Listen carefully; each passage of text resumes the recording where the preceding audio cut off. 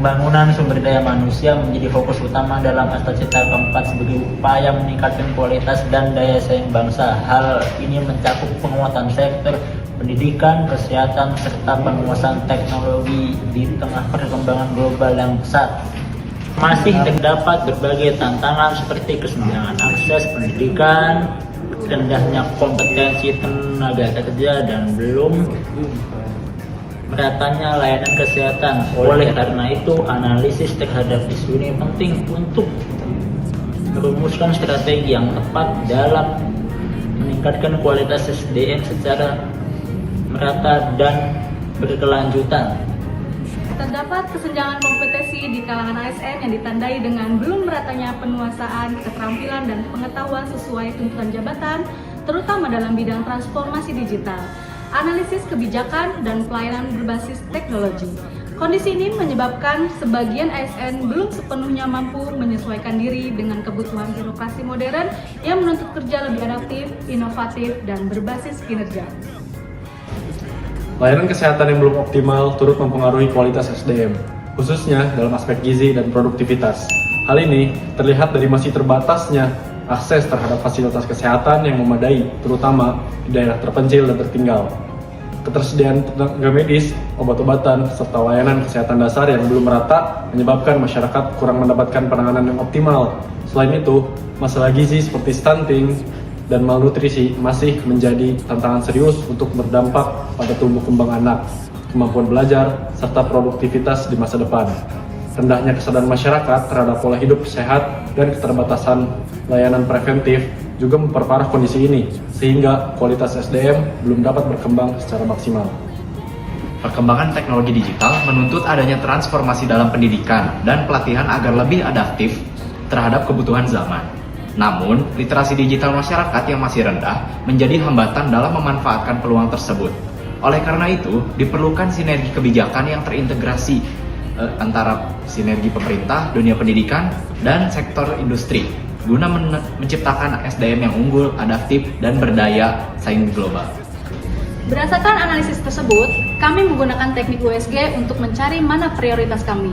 Berdasarkan analisis tersebut, terdapat kesenjangan kompetensi ASN mendapatkan nilai tertinggi yaitu di poin 14, maka di sini kami mendapatkan mana yang paling penting untuk kami angkat. Baik, setelah kalian melihat tadi tabel USG, selanjutnya kita akan mengubah metode menjadi fishbone. Yang pertama yaitu poin MEN atau sumber daya manusia. Penyebab dari sisi manusia yaitu yang pertama, kompetensi dasar ASN tidak merata sejak rekrutmen. Yang kedua, motivasi untuk mengembangkan diri masih rendah pada sebagian ASN.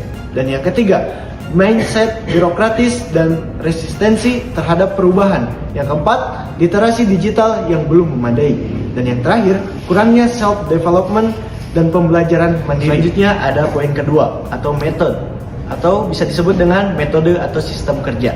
Yang pertama, diklat belum berbasis kebutuhan jabatan atau bisa disebut dengan training need analysis yang lemah. Yang kedua, pengembangan kompetensi tidak terintegrasi dengan career path. Yang ketiga, evaluasi kinerja belum berbasis outcome. Dan yang keempat, sistem talent manajemen belum berjalan optimal. Dan yang terakhir, program pengembangan sumber daya manusia bersifat formalitas. Baik, poin yang ketiga ada mesin atau teknologi yang digunakan. Yang pertama, akses dan pemanfaatan learning management system atau LMS yang belum optimal. Yang kedua, infrastruktur digital yang tidak merata antar instansi daerah. Yang keempat, minimnya penggunaan teknologi AI atau data analistik dalam pengembangan SDM. Terus ada poin yang keempat, yang dimana poin yang paling penting yaitu material atau sumber belajar dan kurikulum. Yang pertama, materi pelatihan kurang update dengan kebutuhan era digital. Yang kedua, kurikulum diklat belum adaptif terhadap perubahan kebijakan. Dan yang ketiga, minimnya modul pembelajaran berbasis praktik. Dan yang terakhir, ketersediaan sumber belajar yang tidak merata. Ada beberapa solusi kesenjangan kompetensi ASN. Di antaranya, satu, penguatan sistem berbasis kompetensi. Yang diantaranya menyusun dan memperbarui standar kompetensi jabatan secara jelas dan terukur. Kemudian, menyelaraskan kompetisi ASN dengan kebutuhan organisasi dan era digital. Kemudian, mengintegrasikan kompetensi dengan seluruh siklus manajemen ASN, yaitu rekrutmen, pengembangan, dan promosi. Dari solusi tersebut, diharapkan mewujudkan ASN yang profesional, adaptif, dan sesuai tuntutan jabatan. Untuk solusi kedua, yaitu reformasi diklat ASN atau Training System Reform. Di antaranya, menerapkan Training Needs Analysis atau TNA secara wajib sebelum pelatihan. Kemudian, mengubah pola diklat dari umum menjadi job-based training. Kemudian, mengembangkan micro-learning dan e-learning yang fleksibel. Yang terakhir, mengutamakan pembelajaran berbasis praktik atau case study and problem solving. Dari solusi ini diharapkan mampu menghasilkan pelatihan yang tepat sasaran bagi ASN. Lalu poin yang ketiga adalah penguatan talent management. Dalam poin ini terdapat 4 poin di dalamnya lagi. Yang pertama adalah membangun peta talenta ASN secara nasional. Lalu promosi dan rotasi jabatan berbasis kompetensi dan kinerja. Lalu menyediakan jalur karir yang jelas, career path and career leader. Lalu yang terakhir adalah menyiapkan kaderisasi untuk jabatan strategis. Yang diharapkan dari poin nomor 3 ini adalah mampu menciptakan sistem karir ASN yang transparan dan berbasis kompetensi. Lalu poin yang keempat adalah digitalisasi pengembangan SDM ASN.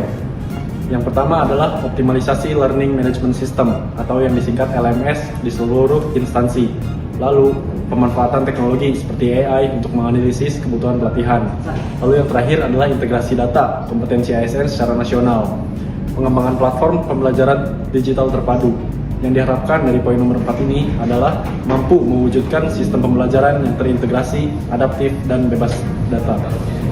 Dengan berbagai upaya yang terarah dan sinergi antar pihak, pembangunan sumber daya manusia diharapkan dapat berjalan lebih optimal. Hal ini penting untuk tercapainya SDM yang berkualitas, sehat, dan mampu bersaing di tingkat global demi mendukung kemajuan bangsa secara berkelanjutan.